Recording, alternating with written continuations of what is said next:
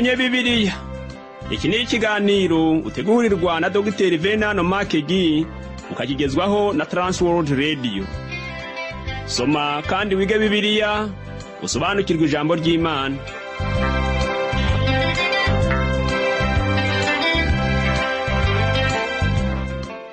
Uraho neza nshuti muvandimwe uteze amatwi ikiganiro tumenye Bibiliya. Amahoro y'Imana nabane nawe. Kaze muri iki kiganiro ugezwaho nanjye Parfait Ntamvutsa. Duherukana ndiho nkubwira ukuntu umugabo Gideon yari umunyabwoba cyane ndetse akaba yari n'umuherezi mu muryango w'iwabo. Ibi byose byagiye bituma atabasha kumva uburyo Uwiteka yamutoranya ngo abe umucamanza w'Abisirayeli. Nyamara wibuke ko muri iki gitabo cy'abacamanza turiho twiga yuko Imana idakoresha bibwira ko bakomeye, ahubwo ikorera muri ba bandi bumva ko ari abanyantege nke basuzuguritse hanyuma y'abandi. Uyu munsi rero ngiye kukubwira uburyo Imana y'ubwayo yitoranyirije ingabo zagombaga gufasha Gideon kugira ngo bakure Abisirayeli munsi y'amaboko y'Abamidiyani bari bamaze igihe babategeka. Nuko biba bityo, Gideon azindutse mu gitondo kare asanga bwanese, arabukamura avanamo amazi y'ikime yuzura imbehe. Aya magambo yanditse mu Bacamanza igice cya 6 ku murongo wa 38.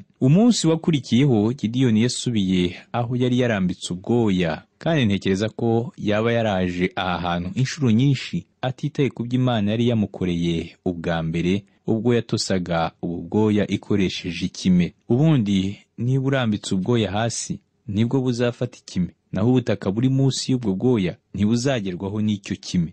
Gideon yagerageje Imana inshuro ebyiri ku bintu bibusanye. Yaravuze ngo, noneho Uwiteka, ngiye kongera gushyira ubwoya hanze. Niba ko kuri kumwe natwe, nzasanga ubwoya butatonzeho ikime, ahubwo kizatonde ku butaka bukikuje ubwoya. Nishimiye ko Gideon yasanze ibyo yasabye Imana ariko byabaye, kuko mu by'ukuri iyo nawe adasanga byabaye nk'uko yabisabye, nanjye sinari kwizera. Ariko byabaye nk'uko byari byagenze ubwa mbere. Nubwo wavuga ngo inshuro ya mbere nibisanzwe kubona ubwoya butondaho ikime, ariko ndahamya ko inshuro ya kabiri utabyita ibisanzwe, kuko noneho atari ubwoya bwatonzeho ikime, ahubwo ni ubutaka buri munsi ya bwa bwoya bwatonzeho ikime. Mbega ukuntu Imana yacu yihanganiye Gideon. Tuzabona uburyo Imana izigisha uyu mugabo kugeza ubwo ubwe abona adashoboye, kandi guhera ubwo Imana izamushoboza gutsinda intambara ikomeye cyane. Dusubiye inyuma tukareba ku mirongo ya 34 na 35 yo mu gice cya 6 cy'Abacamanza, tubona ko abantu bo mu ngabo ze baturutse imihanda yose baje bakamusanga. Iyo ikondera yavugaga muri Isirayeli byasobanuraga ko ari igihe cy'intambara. Ariko nshuti yanjye, mu by'ukuri Gideon niwe wari ukwiriye guhamagarwa bwa nyuma bitewe n'ubwoba bwe. Mu by'ukuri ntiyarashoboye kuyobora abantu mu rugamba. Rero kugeza hano Imana yatangiye guhindura Gideon ngo imugire umugabo ushyitse, nk'uko tuza kubibona mu gice cya 7. Mu Bacamanza igice cya 7 kuva ku murongo wa 1 kugera ku murongo wa 2 aravuga ngo, Yerubayali ari we Gideon n'abantu bose bari kumwe nawe bazinduka mu gitondo kare bajya kugandika ku isoko ya Harodi, kandi ingando z'Abamidiyani zari kasikazi yaho mu kibaya giteganye n'umusozi More. Nuko Uwiteka abwira Gideon ati, abantu muri kumwe bakabije kuba benshi, nicyo gituma ntemera gutanga Abamidiyani mu maboko yanyu, kugira ngo Abisirayeli batanyirariraho bati, amaboko yacu niyo yadukijije. Noneho Gideon yagiye hanze yitegereza ingabo ze. Yari afite ingabo 32,000, kandi mu bitekerezo bya Gideon yumvaga izi ngabo zidahagije. Abamidiyani bari bameze nk'inzige zo mu misozi, zari ingabo zitatanye, ariko bari gushobora gutsinda Abisirayeli kuko bari benshi. Ugereranyije n'Abamidiyani rero, ingabo za Gideon bari bake cyane, kandi ntekereza ko Gideon yari agiye kongera kuvuza ikondera kugira ngo yongera kusanyirize hamwe izindi ngabo, bityo agire umubare mwinshi w'ingabo. Ariko Imana yabwiye Gideon ngo, ufite ingabo nyinshi, ntabwo nshobora kuguha intsinzi witwaje ingabo 32,000, kuko wakwiyemera ukavuga ko ari imbaraga zawe zatumye utsinda urugamba. Nshuti yanjye, umuntu wese ukorera mu mubiri ntashobora kunezeza Imana. Niyo mpamvu uyu munsi Imana ikorera mu banyantege nke. Ubu nibwo buryo Imana ikoresha kugeza uyu munsi. Imana yagombaga kugabanya umubare w'ingabo za Gideon. Uwacamanza igice cya 7 ku murongo wa 3 haragira hati, none genda ujya imbere y'ingabo urangurura uti, utinya wese muri mwe agahinda umushyitsi nave ku musozi Galeyadi atahe. Nuko abantu inzovu 2 n'ibihumbi 2 barataha, hasigara inzovu imwe. Gideyoni yari afite ingabo 32,000, ariko noneho kuri iyi nshuro asigaranye ingabo 22,000. Ngira ngo uribuka ko Imana yari yaravuze mu mategeko ya Mose, nk'uko bigaragara mu gitabo cyo gutegeka kwa 2, ko umugabo wese ugize ubwoba atagombaga kwemererwa kujya ku rugamba, ahubwo yahitaga yisubirira iwe mu rugo. Nagiye nkunda kwibaza inshuro nyinshi impamvu Gideyoni atigeze asubira mu rugo. Igihe yavugaga ngo mwese abafite ubwoba, yari guhindura akagira ati, nimunkurikire kuko ngiye mu rugo, ndi umunyabwoba kurusha abandi bose. Ariko nubwo biri uko, Gideyoni yarasigaye kuko hari umurimo Imana yari yamushinze. Noneho kuri iyi nshuro nanone Gideyoni yari afite ingabo 10,000 gusa, kandi umubare w'izi ngabo ni muto bihagije ku buryo watera buri wese ubwoba. Ariko Imana yaravuze ngo, mu by'ukuri uracyafite ingabo nyinshi, ugomba kugabanya uyu mubare. Imana ikomeza ibwira Gideyoni iti, ntabwo nshobora kuguha intsinzi ingabo zawe zingana gutya, ingabo zawe zingana gutya. Nuko rero Gideyoni n'ingabo ze bajya mu rindi geragezwa. Turasoma mu gitabo cy'Abacamanza igice cya 7 kuva ku murongo wa 5 kugera ku murongo wa 7.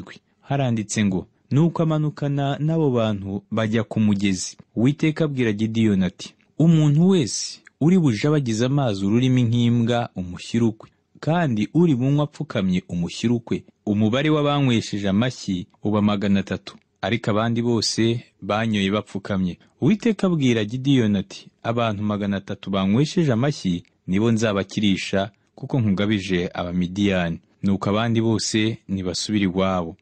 Nshuti yanjye, mbese waba uzi ikiri muri iyi mirongo tumaze gusoma? Muri iyi mirongo turahabona amasomo meza cyane yerekana uburyo Imana ihitamo ibintu hanabayeho ubushake bw'umuntu. Nongere mbisubiremo, muri iyi mirongo turahabona amasomo meza cyane yerekeranye n'uburyo Imana ihitamo ibintu hanabayeho ubushake bw'umuntu.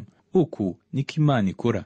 Imana yabwiye Gideyoni ngo, ngiye guhitamo abantu nshaka ko bajyana nawe ku rugamba, ariko kubatoranya kwanjye nuko nza kubareka akaba ari bo wihitiramo, ubazane ku mugezi, hanyuma abanyweye amazi bayajabagura nk'imbwa bakayanywesha amashyi niba Imana yatoranyije. Imana yategetse Gideyoni gushyira ku ruhande abapfukamye bagafata igihe kinini banywa amazi. Abo Imana ntiyabashatse. Iyo twebwe ab'iki gihe tuhaba, twari kubona akazi katoroshye ko gukoresha za interview umuntu wese utambutse mu muhanda. Twebwe nta kundi twari kubigenza atari uguha interview izi ngabo za Gideyoni. Reka dufate urugero rw'umwe muri aba bagabo banyweye amazi babanje gupfukama. Twari kumwegera maze tukamubaza ngo, muvandimwe, kuki wanyweye amazi upfukamye?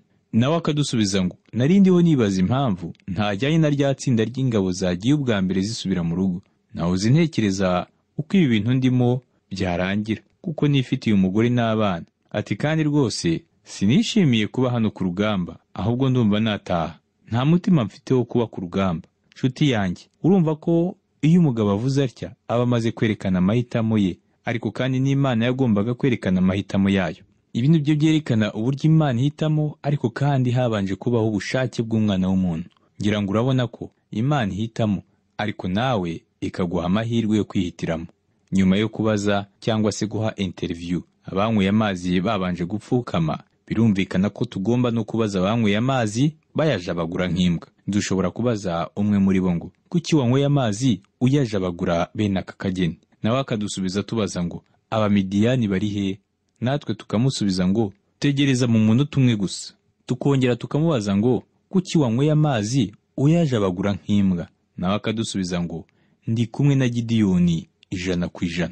Nshuti yanjye, mbese wanyemerera nkavuga ko izi ngabo 300 bari biteguye urugamba? Iyo uza kubasha kuvugana na buri wese muri izi ngabo 300 ukababaza ngo, mbese muzi yuko Imana yabatoranyije? Ntekereza ko buri wese yari kugusubiza ngo, ntabwo nzi ibyo uri kuvuga, icyo nzi nuko ngomba kurwanya Abamidiyani. Nshuti yanjye, ushobora kuzamura impaka uko ushaka ku byerekeranye n'iri somo ryerekeranye n'ukuntu Imana itoranya, ariko igendeye ku guhitamo k'umuntu. ariko wabyemera utabyemera bibaho mu buzima bwacu. Buri wese mu ngabo 10,000 za Gideyoni yakoresheje amahitamo. Ntabwo Imana yigeze yitambika mu mahitamo ya buri wese. Uyu munsi Imana yatanze impano y'agakiza umuntu abona ku bushake bwe binyuze mu mwana wayo Yesu Kristo. Iyi ni impano y'ukuri itangwa n'Imana ubwayo. Yesu yaravuze ngo, uwo Data yampaye wese aza aho ndi, kandi uza aho ndi sinzamwirukana na hato. Aya magambo yanditse mu butumwa bwiza bwa Yohana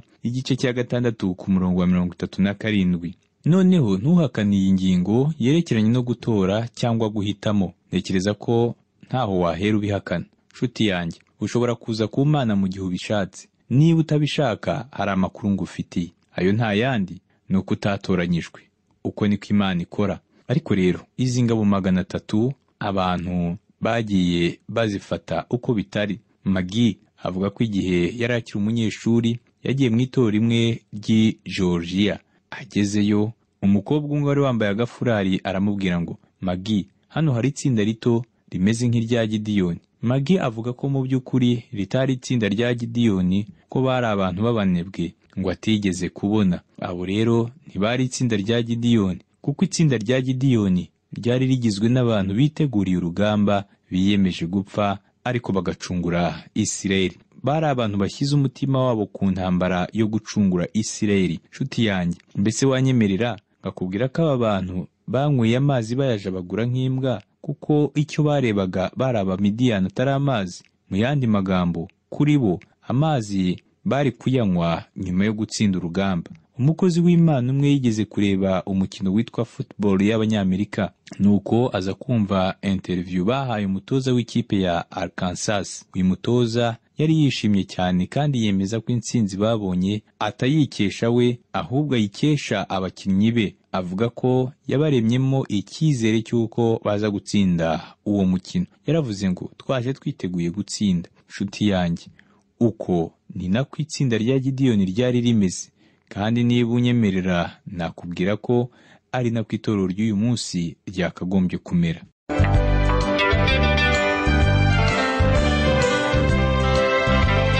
Transworld Radio. Oh, Transworld Radio. Transworld Radio. Transworld Radio. Sambirana, Sambirana, Sambirana, Sambirana, Sambirana, Sambirana, Sambirana, Sambirana.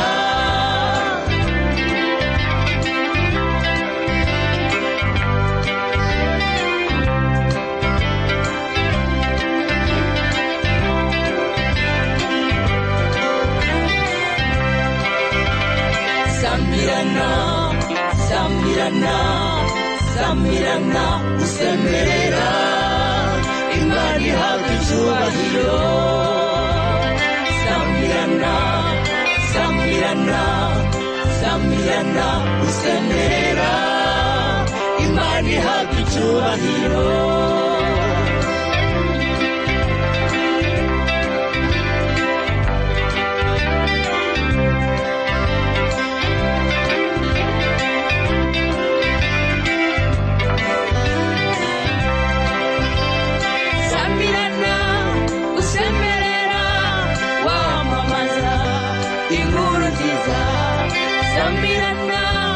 Usemerera wamamaza inkuru nziza, inkuru nziza ni agakiza kabonekwa muri Yesu Kristo.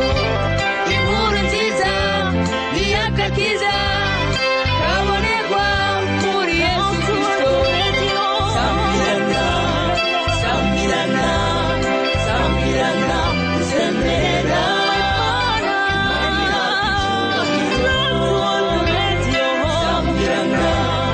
Sambirana, Sambirana, usemerera, Imana ihabwa icyubahiro.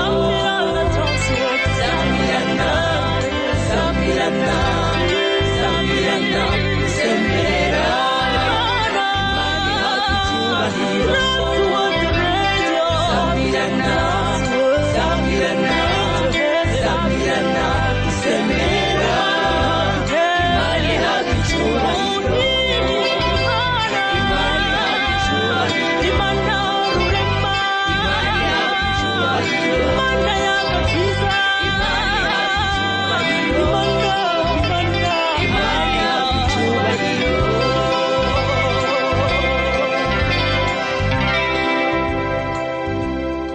bacamanza igice cya 7 kuva ku murongo wa 10 kugera ku wa 14 haravuga ngo, kandi niba utinya kumanuka, jyana n'umugaragu wawe Pura muri urwo rugerero, mwumve ibyo bavuga, uhere kugira imbaraga.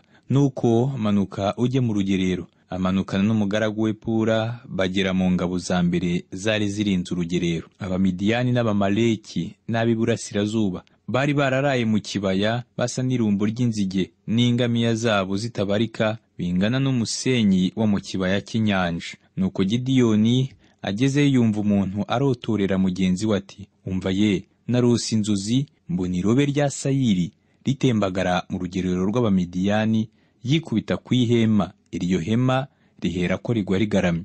Mugenzi we aramusubiza ati, nta kindi, iyo ni inkota ya Gidiyoni mwene Yowasi, umugabo wo mu Bisirayeli. Imana yamugabije abamidiyani n'ingabo zabo zose. Iri niryo ryabaye isomo rya nyuma Imana yahaye Gidiyoni mbere y'uko bajya ku rugamba. Gidiyoni yagiye hafi y'ingando, aho umwanzi yari akambitse, nuko yumva ingabo ebyiri zo mu banzi be bariho baganira. Izi ngabo nazo ubwazo zari zizi neza ko Imana igiye kugabiza Gidiyoni abamidiyani. Imana yatumye Gidiyoni yumva ibiganiro by'izi ngabo ebyiri kugira ngo bimutere intege ko azatsinda urugamba. Mu bacamanza igice cya 7 kuva ku murongo wa 16 kugera ku murongo wa 22 haravuga ngo, nuko abo bagabo uko ari 300 abagabanyamo imitwe 3, umuntu wese amuha ikondera nk'ikibindi kirimo ubusa, bashyiramo urumuri. Arababwira ati, mundebereho uko ngira namwe abari ko mugira. Ningera ku ngabo za mbere munyitegererezeho, ibyo mubona ngira abari ko mugira namwe. Nuko nimvuza ikondera n'abo turi kumwe, namwe muhere ko muvuza amakondera mu mpande zose z'urugerero, muvuge muti, kubw'Uwiteka na Gidiyoni. Nuko Gidiyoni n'abantu 100 bari kumwe bagera mu ngabo za mbere mu kavamashyiga. Bari bagejeje igihe abarinzi bahinda abandi, bahera ko bavuza amakondera, bamenagura ibibindi bari bafite mu ntoki. Nuko iyo mitwe 3 ivugiriza icyarimwe amakondera, bamenagura ibibindi, bazunguza imuri n'ukuboko kw'imoso, bafashe amakondera mu kuboko kw'iburyo, bayavuza barangurura bati, inkota y'Uwiteka na Gidiyoni. Umuntu wese ahagarara ahageze, bakubye urugerero rw'abamidiyani. Ingabo zabo zose zicikamo igikuba, ziravurungana, zirahunga. Nuko abo bantu 300 bakomeza kuvuza amakondera. Uwiteka atera abamidiyani gusubiranamo, bicanya inkota. Nuko ingabo zisigaye zirahunga, zigera i Betishita ku nzira ijya Zereri no mu rugabano rwa Abeli Mehola hateganye n'Itabati. Iyi ni inkuru yerekana amayeri ya Gidiyoni. Gidiyoni yagabanyije ingabo ze 300 mu matsinda 3, nuko buri wese ahabwa ibintu 3: ibibindi, imuri n'amakondera. Imuri bazishyize mu bibindi kugira ngo umucyo ntugaragare. Hanyuma ibibindi birimo imuri babifata mu kuboko kumwe, n'amakondera bayafata mu kundi kuboko. Bakigera ku rugamba bagombaga kuvuza ayo makondera bagira bati, inkota y'Uwiteka na Gidiyoni. Igitangaje ariko nuko Gidiyoni atari afite inkota, yewe no mu ngabo z'uko ari 300 nta n'umwe wari uyifite. Urabona hano Abisirayeli bari munsi y'ubutegetsi bw'abamidiyani, kandi abamidiyani ntibari kubemerera gutunga intwaro. Abamidiyani nibo bibikiraga intwaro n'inkota zabo. Amayeri rero ya Gidiyoni yabaye ayo gukoresha ibibindi, imuri n'amakondera. Nk'uko twabivuze mbere, abamidiyani n'abamaleki bari bamwe mu bwoko bw'indwanyi ziberaga mu butayu. Bari baruzuye mu gihugu cya Isirayeli, bacyuzuzamo n'imyaka yabo.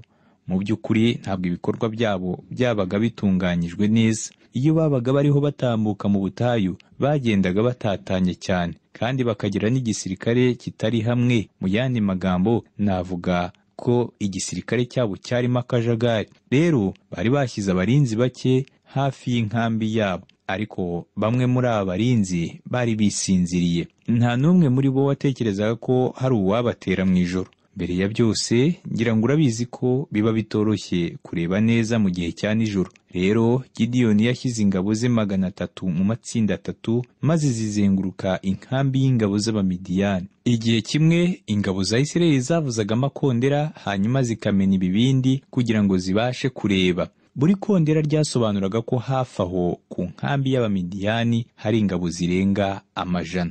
tekereza nawe ukuntu ingabo z'Abamidiyani bashoboraga gukangurwa n'urusaku rw'aya makondera. Birumvikana ko bakimara kumva amakondera bagombaga guhita bafata inkota zabo ziri mu bice bitandukanye, kandi ibi bakabikora bihuse. Abisirayeli nta nkota bagiraga. Icyo Abisirayeli bagombaga gukora kwari ugukomeza kumanika imuri zabo hejuru kugira ngo babashe kubona uko birukankana Abamidiyani. Ibi nabyita ukwigaragambya kudasanzwe. Nyuma Abamidiyani baje kwirukira mu misozi miremire bava muri ako gace bari barimo. Ibi bituma Gideyoni n'ingabo ze babona intsinzi ikomeye ku Bamidiyani. Nshuti yanjye, muri iyi nkuru dushobora kuhakuramo amasomo akomeye mu buryo bw'umwuka. Ubwa mbere nashakaga gusubira inyuma gato nkavuga kuri cya kime gito cyatonyanze nk'uko Gideyoni yari yabisabye. Ubwa mbere nashakaga gusubira inyuma gato nkavuga kuri cya kime Gideyoni yasabye Imana. Uyu munsi dukeneye ko Imana ikora umurimo udasanzwe mu buzima bwacu. Dukeneye kubaza Imana niba hari ikime yatosa ku buzima bwacu bwumye. Muri Hoseya igice cya 14 ku murongo wa 5 Imana iravuga ngo, nzamerera Isirayeli nk'ikime, azarabya nk'uburabyo, azashora imizi nk'i Lebanoni. Ibi bintu Imana yabivuze inshuro nyinshi, kuko no mu Gutegeka kwa 2 igice cya 33 ku murongo wa 13 wavuga ngo, kuri Yosefu aravuga ati, igihugu cye gihabwa umugisha n'Uwiteka, w'iby'igiciro cyinshi byo mu ijuru n'uw'ikime, n'uw'amazi y'ikuzimu adendeje hasi y'ubutaka. Uburakari bw'umwami bumera nk'ubw'intare itontoma, ariko ineza ye ni nk'ikime gitonze ku bwatsi. Naho mu Migani igice cya 19 ku murongo wa 12 hakavuga ngo, uburakari bw'umwami bumera nk'ubw'intare itontoma, ariko ineza ye ni nk'ikime gitonze ku bwatsi. Mu Migani igice cya 3 ku murongo wa 30 haravuga ngo, kubwo kumenya kwe amasoko y'ikuzimu yaratobotse, kandi ibicu bitonyanga ikime, uko imibare y'abantu ikwiriye kumera. Hanyuma muri Zaburi 133 kuva ku murongo wa 1 kugera ku wa 3 Imana iravuga ngo, dorere, erega ni byiza n'iby'igikundiro ko abavandimwe baturana bahuje, bimeze nk'amavuta y'igiciro cyinshi yasutswe ku mutwe, agatembera mu bwanwa bwa Aroni, agatembera ku misozo y'imyenda ye.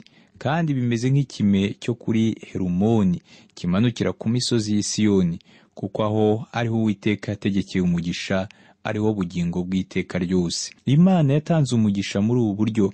Dukeneye uko gukorwaho, dukeneye ko imibiri yacu ikorwaho, dukeneye ikime cyo kudutosa nk'uko gitosa ubwatsi mu gitondo. Dukeneye gukorwaho n'Imana mu buryo budasanzwe. Muri Hoseya igice cya 14 ku murongo wa 5 hatubwira ko Isirayeli izamera nk'uburabyo. Imana yacu izatumanukira nk'imvura ku bwatsi bwatemwe. Nubwo twaba turi mu bibazo kandi yaratemye amashami y'ubuzima bwacu, Imana izatumanukira nk'imvura nziza mu buzima bwacu. Umwami wacu azorohereza Yerusalemu. Ariko se uyu munsi tumariye iki abanyabyaha? Abarepubulika bashobora kuruma ibere ryabo bakaboroga kubera ibyaha byabo. None se twebwe ab'iki gihe bimeze gute? Nshuti yanjye, dukeneye gukorwaho n'Imana uyu munsi kugira ngo tube abanyembaraga, dushikame kandi imitima yacu ntitentebuke. Ndumva twahamanya n'uyu mwanditsi wa Zaburi wavuze ngo, Mana umutima wanjye urakomeye, ndaririmba, ni koko ndaririmba ishimwe. Aya magambo yanditse muri Zaburi ya 57 ku murongo wa 7. Dukeneye ikime cy'Imana kuba ku buzima bwacu kugira ngo tuba bejejwe. Petero yaravuze mu rwandiko rwe rwa 2 mu gice cya 3 ku murongo wa 14 ngo, nicyo gituma bakundwa, ubwo mutegereje ibyo mukwiriye kugira umwete wo kuzasangwa mu mahoro, mutagira ikizinga, mutariho umugayo mu maso ye. Ibi nibyo dukeneye uyu munsi. Imana ikoresha ibikombe bitunganijwe gusa. Mu rwandiko rwa mbere rwa Petero igice cya 1 ku murongo wa 16 baravuga ngo, kuko byanditswe ngo, muzabe abera kuko ndi uwera. Ibi Imana bibwiye twebwe. Mu rwandiko rwa 2 Pawulo yandikiye Abakorinto igice cya 7 ku murongo wa 1 haravuga ngo, nuko bakundwa ubwo dufite ibyo byasezeranijwe, twiyezeho imyanda yose y'umubiri n'umutima, tugende twiyejesha rwose kubaha Imana. Mbega ishusho nziza n'isomo ryiza tubona ahangaha. Noneho reka turebe no kurindi somo ryo mu buryo bw'umwuka rivuga ku bijyanye n'ibibindi. Mu rwandiko rwa kabiri Pawulo yandikiye Abakorinto igice cya 4 ku murongo wa 7 haravuga ngo, ariko dufite ubwo butunzi mu nzabya z'ibumba. Izi nzabya cyangwa se ibibindi bisobanura imibiri y'abizera. Ibi nibyo Pawulo yashakaga gusobanura ubwo yavugaga ngo, nuko bene data ndabinginga kubw'imbabazi z'Imana ngo mutange imibiri yanyu ibi bitambo bizima byera bishimwa n'Imana, ariko kuyikorera kwanyu gukwiriye. Aya magambo Pawulo yayandikiye Abaroma mu gice cya 12 ku murongo wa 1. Iyi niyo mpamvu tutagomba gukora dushaka gushimwa n'umwana w'umuntu uwo ari we wese. Pawulo yaravuze ngo, nuko ntihakagire umuntu wirata abantu.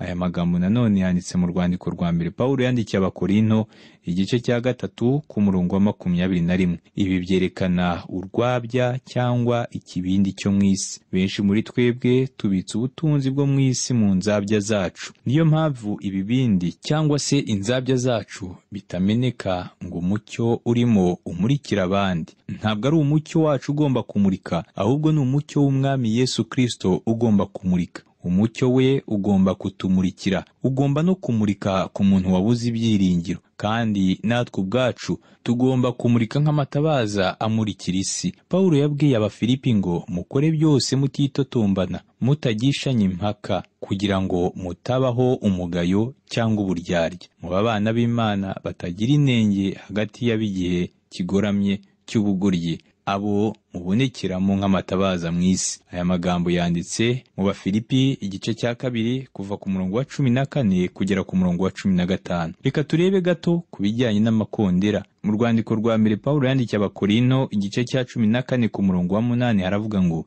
kandi n'impanda nayo ivuze ijwi ritamenyekana, ninde wakwitegura gutabara? Ibi bisobanura ubuhamya bw'abizera. Ubuhamya bw'abizera bugomba kuba busobanutse kandi ari ubw'ukuri. Reka dusenge. Mwami Yesu, udushoboze kumenya ko turi abana bawe, kandi buri wese amenye uko yitwara, haba mu rugo, mu kazi, muri quartier, mu muhanda n'ahandi, kugira ngo arinde icyatuma ubuhamya bwe bwangirika. Ushoboze buri wese kubaho ubuzima buguhesha icyubahiro, mu izina rya Yesu Kristo umwami wacu. Amen. Nshuti yanjye, wakoze kubana nanjye mu kiganiro cy'uyu munsi. Ubutaha ni ingaruka nzakubwira iby'imyaka 40 y'amahoro Abisirayeli babayeho mu gihe cya Gideyoni, ariko kandi nkubwire n'akaga baje kugeramo bagatewe n'umuhungu we Abimeleki. Amahoro n'umugisha biva ku Mana Data n'umwana wayo Yesu Kristo n'Umwuka Wera bibane nawe.